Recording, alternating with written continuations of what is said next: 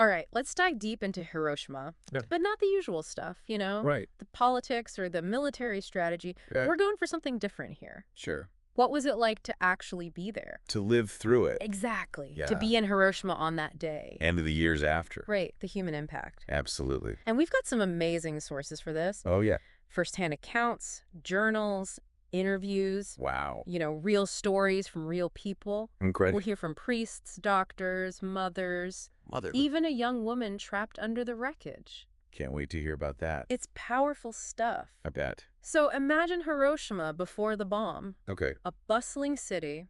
It was summertime. Huh. Blazing sun. I can imagine. People going about their day. Everyday life. The marketplace, the streets are crowded. Right. But then that air raid siren. The familiar drone. Almost routine by that point, right? I guess so, yeah. And our sources, they capture it all. They do. The details, the atmosphere, you're right there. Like you're transported back in time. Exactly. Wow. And even though there were wartime evacuations, Right. Fewer people in the city. Hiroshima was still very much alive. Full of life. Think about Reverend Mr. Tanimoto, Okay. one of our main sources, a priest. Yeah. He was moving furniture that morning. Furniture. Yeah, with a friend, a heavy cabinet, Must have been tough. through the crowded streets trying to get it to safety. Wow. Talk about a workout, right? Uh-huh. It's those little details The everyday stuff. that make what happened next so powerful. Yeah, you realize These were ordinary people, just living their lives. not knowing that history was about to change everything. Right. Like Mrs. Nakamura. Oh, she's a fascinating one. Tell me about her. A single mother struggling to provide for her It children. was a tough time. That morning, the air raid siren went off. Again. Yeah, and she was more annoyed than scared. Really? It was so routine, Part of life. She was actually watching her neighbor dismantle his house, This mantle worried about fire hazards. makes sense. But the atomic bomb, A whole other level. I couldn't even imagine it. Nobody could. Right, it was beyond comprehension. Utterly devastating. And then at 8:15 a.m., Everything changed. the flash, The heat. it's hard to even grasp. The sheer force. The survivors describe it, a blinding light that filled the sky. Wow. A wave of heat, like the sun had fallen to earth, Yeah. and the sound, it came later. Later. Yeah, a delayed, thunderous roar. Chilling. Reverend Tanimoto, he was far enough away to survive, Lucky. but he still thought a bomb had exploded right next to him. Disorienting. Absolutely. It must have taken time. To realize the scale of it, The true scale. Dr. Fuji, another source, he had this unusual hospital Wow. built partly over the river. Interesting. He was on his porch reading the paper, Sounds peaceful. and then bam, the blast. Everything destroyed. He was pinned under debris, but somehow he survived. Incredible. Mrs. Nakamura, she was digging her daughter out of the rubble. Our daughter. Mayeko, 5 years old. Oh, no. She couldn't find her other children. Terrifying. That panic, the chaos, it's heartbreaking. I can imagine. And then there's Miss Toshiko Sasaki, The young woman you mentioned. a clerk. She was trapped, buried alive. Can't even imagine. The city burning around her. It's a nightmare. Horrific. Dr. Sasaki, a young surgeon at the Red Cross Hospital. Okay. He dashed behind a wall as the blast hit. Just in time. He described it as a gigantic photographic flash. Reflecting down the corridor. He lost his glasses. The blood sample he was holding shattered. Everything flying around. His slippers came off. His slippers. Yeah, strange detail, right? It is. But he was alive. One of the lucky ones. So many others weren't. Right. And the aftermath, it was just as bad. Oh, so. Firestorms raged through the city.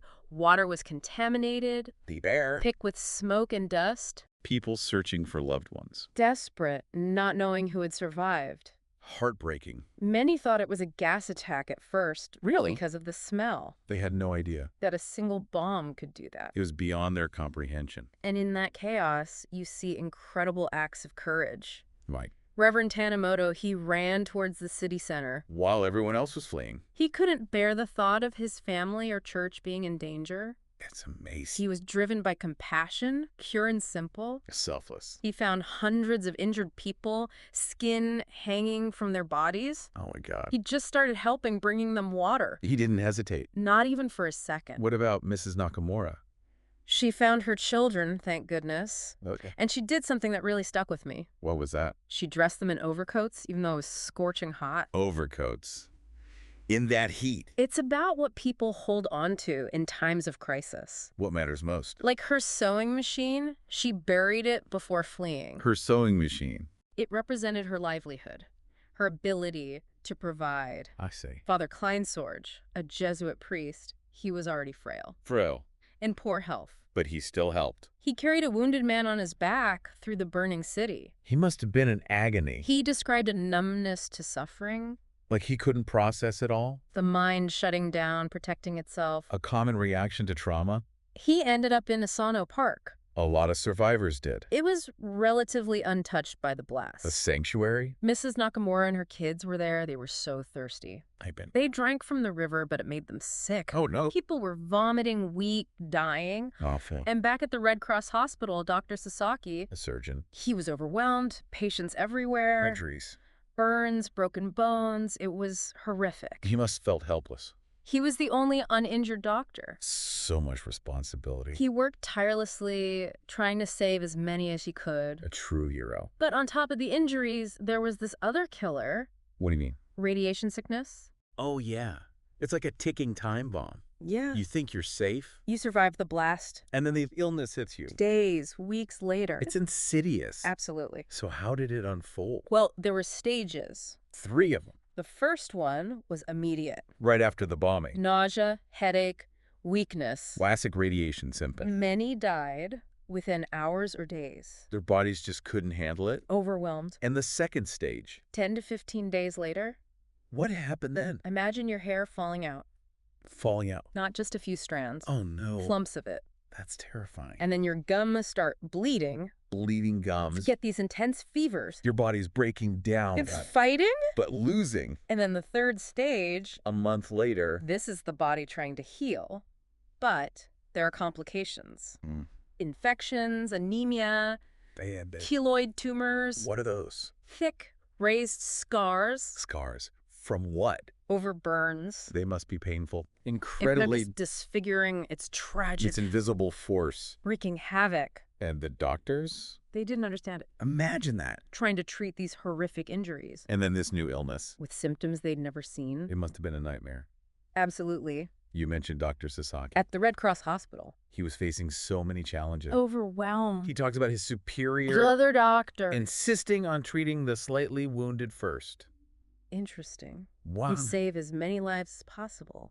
Triage, Exactly. prioritizing those who had a chance. The ones they could actually save. And Dr. Sasaki quotes him, What did he say? "There is no hope for the heavily wounded. Oh, wow. They will die. We can't bother with them." Tough words. A difficult decision. In the heat of the moment. And later, Dr. Sasaki expressed his anger. About the bomb. He said the men who decided to use it What about them? should be put on trial and hanged. Wow. Strong words. Understandable, though. And it wasn't just the doctors. Who wrestled with these ethical questions? Father Kleinsorge in Asano Park. The priest. He saw something that really affected him. What was it? A group of soldiers. Okay. Their faces were melted, Melted. their eyes hollowed out, Horrific. their mouths swollen and infected. They must have been in agony. They couldn't even drink water. Oh my God. Father Kleinsorge tried to help. How? He made a straw from a piece of grass. So they could drink. But what struck him What was that? was his own detachment. Detachment. He just witnessed this horrific scene, Yeah. and moments later, Yeah. he's calmly discussing discussing what? whether it's safe to eat the dead carp in the pond. The carp. It's like his mind shifted, Survival mode. focusing on the immediate needs, Blocking out the emotional weight. the trauma. And it lingered. It's for everyone. Think about Mrs. Nakamura. Months later. She's trying to rebuild her life. And then her hair starts falling out. The radiation. She becomes weak, withdrawn. No money for medical care. She's facing this terrifying unknown, Alone. and she wasn't the only one. Thousands were experiencing similar symptoms. Rumors started spreading About what? that Hiroshima had been poisoned, Poisoned. that the radiation would linger for 7 years. 7 years. The fear was palpable, It became part of life there. and the impact went beyond the physical. Of course. The social fabric was shattered. People lost everything. Their homes, families, their sense of normalcy, Everything they knew. gone. It's hard to imagine. One source described the city How range on range of collapsed city blocks. Wow. With crude signs erected on piles of ashes and tiles. What did the sign say? Sister, where are you? Oh my God. All safe and we live at Toyosaka. Heartbreaking. Trying to reconnect in a world turned upside down? And the debate began. About the bomb. The ethics of it. Some were filled with anger. Like Dr. Sasaki. Wanting retribution. Resigned. More resigned. Wow. Like Mrs. Nakamura. She used a Japanese phrase. What was it? Shikata ganai. What does that mean? It can't be helped. Oh well. Too bad. Acceptance, but also sadness. The world had changed. Forever. And there was nothing they could do about it. It's a powerful sentiment. Father Seames, the Jesuit priest. The one outside the city. He wrote about the ethics of using the bomb. To the Vatican.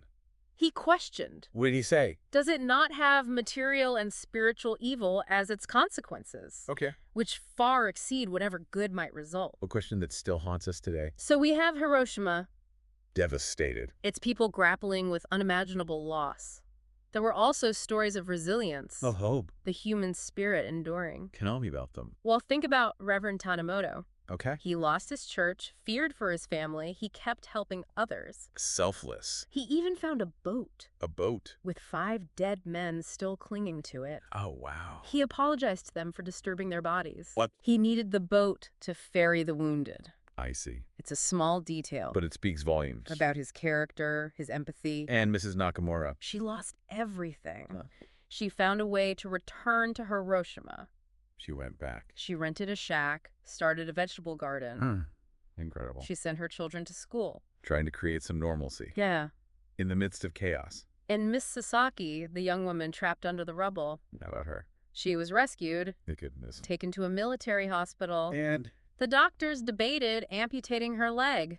Oh, no. But they decided against it. She survived. Wow. Her injuries took months to heal. But she rebuilt her life. These stories are inspiring. Ray, they offer hope. Amidst the darkness. But the story of Hiroshima didn't end there. What do you mean? The effects of the bombing. The physical and psychological effects. They continued for decades. A long shadow. Yeah. A long shadow. It's amazing, isn't it? What is? How much we've learned about radiation since then. Since 1945. Back then, it was a mystery. Doctors were in the dark. Literally dealing with an invisible enemy. I can't even imagine. Patients with these bizarre symptoms. Ear loss, bleeding. Fevers that come and go. Unprecedented. A medical mystery of epic proportions. And the scientific community... They were scrambling. to understand it. Trying to unlock the secrets of radiation. It was a race against time. One of the most in-depth studies came from an unexpected source. The Manhattan Engineer District. Wait. The group that developed the bomb. He studied its effects. Yeah, they published a report in 1946. Fascinating. It's the strange mix. How so? Detailed analysis of the bomb's mechanics. Science. Alongside descriptions of the human cost. The victims. They estimated over 78,000 people killed in Hiroshima. A staggering number. But they admitted the true number was probably much higher. Wow. And they broke down the causes of death. Okay. 25% from burns, 50% from other injuries, 20% from radiation. It's sobering. The sheer scale of the devastation. And those numbers don't even account for the long-term effects, Yeah. the suffering that continued for years. decades even. But the focus quickly shifted. Shifted. To what? To the broader implications of the bomb. The atomic age. The world had entered a new era. Dangerous one. The Manhattan Engineer District report. What about it? They actually discuss their selection process. For Hiroshima and Nagasaki? Yeah, the factors they considered. Like what? The size of the cities, their industrial importance. They wanted to minimize civilian casualties. At least that's what they claimed. It's chilling, isn't it? This cold, calculated logic. Decisions with such huge consequences. Made in the name of strategy. War is a messy business. And the debate about the ethics of the bomb. It didn't end with the war. It raged on. In governments, in academia. In people's hearts and minds. Father Seames. The Jesuit priest. He kept wrestling with these questions. He wrote about the conflicting viewpoints within the church. Some condemned the bombing. As an atrocity. Others argued it was necessary. To prevent more bloodshed. A classic dilemma. It's a debate that continues to this day. How do we reconcile the horror? with the argument that it saved lives. It's a tough question. No easy answers. And that's what's so unsettling. About Hiroshima. It's a reminder of our destructive power. And the ethical dilemmas we face. As a species. But it's also about the stories. Of the survivors. People like Reverend Tanimoto, Mrs. Nakamura. Misasaki. Their accounts connect us to the human dimension. We move beyond the numbers. We see the individuals. The lives interrupted. The future's forever changed. By understanding their experiences. We gain a deeper appreciation For the lasting impact of Hiroshima. So as we wrap up our deep dive today, Yeah? I want to leave you with this question. Okay. What responsibility do we have? To learn from Hiroshima. How can we use this knowledge? To inform our own choices. As individuals. And as a global community. To create a future where such events Are never repeated. The legacy of Hiroshima is about more than the past. It's about the future we choose to build. That's it for our deep dive into Hiroshima. Thanks for listening.